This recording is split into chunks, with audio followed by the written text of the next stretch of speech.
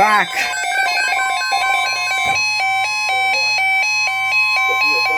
Severe thunderstorm watch number 51.5 and now includes the following counties as well. Remember, a severe thunderstorm watch means the conditions are favorable for the development of severe weather, including large hail and damaging winds in and close to the watched area.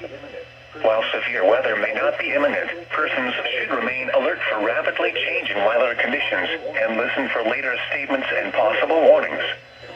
Stay tuned to NOAA weather radio, commercial radio and television outlets, or internet sources for the latest severe weather information.